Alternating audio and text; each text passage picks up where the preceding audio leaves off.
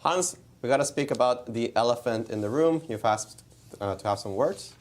Yeah, so there's been a lot of things that have been, this social media stuff, and I just have a lot of things to say, and I've thought a lot about what I want to say and how I'm going to say it, and I think I can just, maybe I'll forget something, but let's just discuss a few things. So, first of all, my accent, I'm sorry. This is just the first thing. This is just the most funny thing, because if you want me to speak like an American right now, I can't even tell. But for the last 2 years, I have lived in a suitcase, traveling around Europe, playing chess nonstop. I spend so much time working on chess that I simply don't go outside and socialize with people who speak fluent English. This is just one thing I want to talk about. Before I say anything, I have spent the last 2 years not spending any time in America, and even when I'm in America, I don't go outside other when I pick up my food. I'm just too busy with chess. So all these things saying that I'm faking an accent and that I'm putting on some facade, that is the most ridiculous thing I've ever said. And if anyone is using my newfound accent to make any conclusions about anything chess related is absolutely insane. Because I don't spend any time in America. I only speak to chess players who have bad English. So you maybe think maybe it's a product of my environment. Okay, maybe that was a bit too, okay. And then, okay, first of all, the Magnus opening. Okay, now let's get to that. So people were saying that there was no idea why I checked this. Well, first of all, people are absolute idiots because the explanation I'm going to give is going to make you all the top GMs look like total idiots. So the position, first of all, they said there was 0 game. There was a game. Check the database. There's this thing in chess called transpositions, okay? Now, when he played the move a3, of course I'm expecting the move knight f3. Now, let's say in the Catalan, no, let's show it because this is just embarrassing. This is absolutely embarrassing, and I'm sorry if I'm coming off hostile. It's just a passionate thing for me. So let's go to the after bishop. So let's say the Catalan. With the knight f3 move order. Yeah. So let's say you play knight f3. Okay. d5, g3, bishop b4 check. Wait, there's a move knight c3 here, and then after castles. There's a move bishop g2, and after dc4, a3, bishop c3, bc3, c5. In chess we call it transposition. Now, let's say theoretically, Magnus has been playing quite a lot of Catalan recently. So perhaps I'm looking at the Catalan and I'm thinking, how is Magnus going to surprise me in the Catalan? There's this weird move knight c3. I remember some instances where he's go for these weird structures. So this is a perfectly reasonable thing, and during the moment, I did not think about it because it was such a small part of my preparation, but simply the pattern I recognized, and also I spent 15 minutes after the move a3. The reason I spent 15 minutes after the move a3, I don't know if the timestamps are there.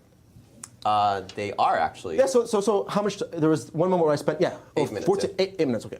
Anyways, I was thinking more from my hour 30. In general, I've spent 15 minutes. Now, after the move a3, and now I play dc4, at this point, since it's not a direct transposition, I should obviously take some time to make sure that the position is going to be transposed properly. Here there's a move queen a4. I don't know, this is a move that I was concerned with in the game. But now there's bishop d7. I thought in the game queen takes c4, bishop c6, knight f3, and then I thought knight to d7. He plays castles. I thought bishop to d5, and then I play c5. And then I thought this was my plan. So I understood, at least not in most precise way, but I understood that there was going to be the move knight f3, thus leading to a transposition. So this is why I took some time. People are saying that I'm taking time and that I'm making up that I meant. I checked it because it's a transposition. I'm spending extra time to make sure that the transposition is correct because it's the world champion, and he's just sprung a very dangerous trap. Now, if I don't know this, it can be very dangerous. But the fact that it's not a miracle. It's actually me being extremely tedious and going through every single possible transposition or sort of line that he could play in the Catalan. That's the first thing. Okay. I need to. There's just so many things that. So I think those are the main things. And then, okay, of course, and then the fact that my analysis is not at the level of a top player. In my game against Fruja, you need to understand that when I play the move queen to g3, I did not elaborate this during the game. This is a purely psychological move. If clearly people don't know anything about Fruja, his style, how to beat him, the way to beat him is to attack him. he really, really hates being attacked, and the main ways he loses is by being attacked. Now, we had a game in Miami where I got an attack, and he completely collapsed. And I studied previous games, knowing he attacked. So when I see the position, and I say queen g3, I think to myself, okay, I highly doubt, based on my intuitive feeling, that I'm losing here. I don't feel the need to calculate every single variation because I'm confident that there's no way first he's going to take, and if he takes, he's going to be shared shitless. Okay? Okay, so that's this game. Now, after the games, first of all, you're extremely tired, and it's extremely difficult sometimes to recollect the things that you're talking about, the moves, the variations. You know, it's not like I'm coming in here full of energy, right? And especially in the analysis, okay, you can debate full of energy, but like, it's not. Sometimes you just forget things. So the notion that I simply can't speak about chess on a high level is completely ridiculous. I'm a very intuitive player. I made a gut call to play queen g3, and it paid off. And even if you look at the pattern of my games, you know, it's I'm clearly missing many chances, and it's extremely human chess. Now, okay. So this is, I think, is that everything about the interviews? Have I covered everything? It's up to you. No, I have because the interviews have been a key point. Mm-hmm. So that's just something I wanted to cover. That people are ridiculous interviews. Okay, like my accent is, I can't even realize because I'm numb to it. But this is not a facade. I'm sorry. I just don't socialize much because I work so hard at chess. Mm-hmm. Like I'm literally sorry. I delete all social media. I sit inside. I study chess, and I leave to pick up my delivery food twice a day. That is my life. I enjoy it. Okay, and if my English is not as native as it is, sometimes I'm sorry, but when I speak to, let's say, an American friend, it comes right back. Right? It's something subconscious. So maybe now it's coming back. Anyways. So in terms of the interviews, that's fine, right? So now I've noticed throughout social media, a lot of people who I once had respect for, who I once sort of looked up to, a lot of my heroes have decided to hop on this bandwagon. Now, there have been a lot of speculation, and there's been a lot of things said, and I think I'm the only one who knows the truth. So there's a few things that need to come to light. So first of all, there's the situation with chess.com. Now, people have said that my chess.com was banned twice. Okay, so this is what happened. When I was 12 years old, I was with a friend, and I was playing Title Tuesday. And I was playing, and he came over on an iPad with an engine, and I was 12 years old, and he said, you know, he started giving me the moves. I was a child. I had no idea what happened. Now, this happened once in an online tournament. I was just a child, and nothing happened then. Now, 4 years later, when I was 16 years old during my streaming career, in an absolutely ridiculous mistake, in unrated games, after that, when I was 12, I have never, ever in my life cheated in an over-the-board game, in an online tournament. They were in unrated games. And I'm admitting this, and I'm saying my truth because I do not want any misrepresentation. I am proud of myself that I learned from that mistake and now have given everything to chess. I have sacrificed everything for chess, and I do everything I can to improve. So I'm going to get started. Basically, I wanted to gain some rating. You know, I just wanted to get higher rated so I could play stronger players. So I cheated in random games on chess.com. Now, I was confronted. I confessed. And this is the single biggest mistake of my life. And I'm completely ashamed. And I'm telling the world because I do not want any misrepresentation. And I do not want rumors. I have never cheated in an over-the-board game. When I was 12 years old, I have never, ever, and I would never do that. That is the worst thing I could ever do, cheat in a tournament with prize money. Now, I made that mistake, and this is something, it's not something I was doing consistently. Never when I was streaming did I cheat. Never did I misrepresent my strength. So I made this mistake. I was confronted by chess.com. I had fully admitted, and I stopped playing chess.com. Now, what I want people to know about this is that I'm deeply, deeply sorry for my mistake, and I know that my actions have consequences, and I suffer those consequences. During that time, I completely stepped away from a very lucrative streaming career. I stopped playing in all events, and I lost a lot of close friendships and relationships that meant a lot to me. So I assure you, maybe I did not suffer, but I'm putting myself in the public now. I could be ruining my reputation for my life, but I want to tell the truth. Now this happened. I'm deeply, deeply ashamed of it. But keep in mind, I was 16 years old. I never wanted to hurt anyone. These were random games. I would never could even fathom doing it in a real game. Now, unfortunately now, there has been a targeted attack, and some recent events have made it really, really difficult for me to not stop speaking. After the game against Magnus, obviously Magnus puts this tweet, clearly some insinuations, and then everyone starts to pile. I get an email from chess.com saying that they've privately removed access to my chess.com account and that they have uninvited me from the Global Chess Championship. Now, 3 days ago, I met with someone very high up in chess.com at the Stingfield Cup, had amazing words. But because of this game against Magnus, because of what he said, they have decided to completely remove me from their website. Now, this is after I have already fully admitted, and they have the best cheat detection in the world. They know that I'm not a cheater, and that I give everything to chess. I work so hard, and chess is my entire life, okay? Now, if they're going to try to think that I'm going to be silent about what has happened, it is completely ridiculous. I met with Danny Wrench in Miami, and Danny Wrench was the person who confronted me, and I was deeply, deeply indebted to him for handling the ban privately and giving me the chance to redeem myself.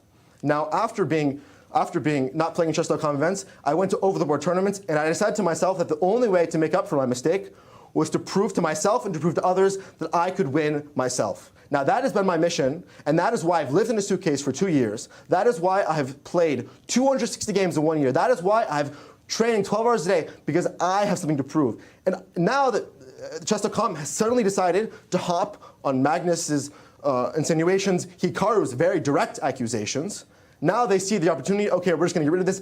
I believe that this is completely unfair. This is a targeted attack, and if you look at my games, this is not, it has nothing to do with my games. So why do you specifically, why does the CEO of chess come to me and say, we're looking forward to having the Global Chess Championship, we're looking forward to you playing on our events, and then right when I beat Magnus, they decide to remove my account and not let me play in the tournaments. This is absolutely ridiculous, and they've only done this because of what Magnus has said, what Hikaru says, and that the entire social media and chess world is completely attacking me and undermining me. And they maybe would think that I would be afraid to tell the entire world that I cheated in some random games, and I cheated in a tournament when I was 12 years old, but I'm not afraid. Because I know who I am, and I know the chess player that I am, and I know what I give to chess. So I'm not going to be scared, to be manipulated, and to be conspired against, to try to ruin my chess career when I know what has happened. So, you know, as far as Magnus, this is absolutely, the fact that he did it without saying it, he knew the insinuations that would follow. If you look at social media, every single platform, I'm getting thousands of messages, not thousands, sorry, there are thousands of tweets, everyone is attacking me.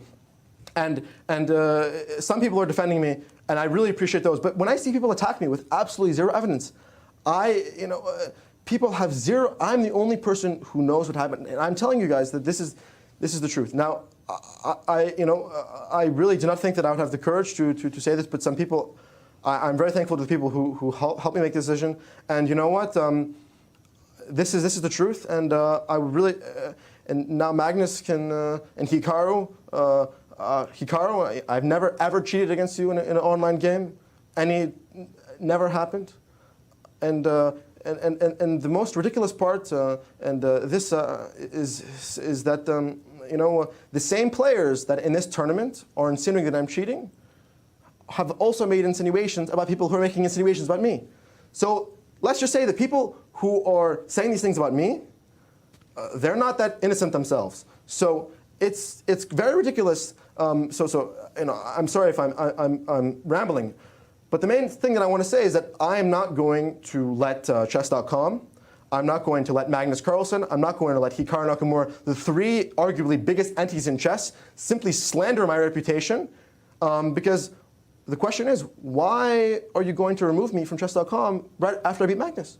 Just what's with the timing? So I would, first of all, again, I'm deeply, deeply sorry for what has happened. It is the biggest single regret of my life. And even now, to look back on it, I can now recognize myself. To give context, I was 16 years old. I don't want to make an excuse, but I was living alone in New York City. It was the peak of the pandemic. And at that, I have been financially independent since I was 16 years old. I left my family, and I was living alone at 16. I had rent to pay, and I wanted to, and I was willing to do anything to grow my stream. So, of course, I made a childish mistake, and I will have to live with that. But I'd rather live with that, with everyone knowing the truth, instead of people making simple, speculation about me, because this is the full truth, and I'd like to see if everyone else can actually tell their truth. When chess.com sends you this email, did they give a reasoning? No reason. They just informed you? No reason. They said, I tried to log in my chess.com account. I wanted to check the games, and they said, I couldn't log in, sending me email. A few hours later, they've rescinded we have privately, so they didn't want to ban me publicly because then they have to give a reason. And they think that they can scare me because they think that I'm not going to talk about it because I'm afraid to admit this. But this is an online, I did this when I was 12 years old. And then other times I did, it was not even in over the word tournament, it was not even in a prize money online tournament, it was in absolutely random games. And I understand that some people might lose respect for me for this, but it is my greatest mistake, and everything I've done in the past few years has been to make up for that mistake. And that is my entire purpose as a chess player, is to prove to myself and to prove to others that I'm trying to do better. And I hope that my results and my commitment and my hard work has shown that I have learned from this, and that I learned my lesson.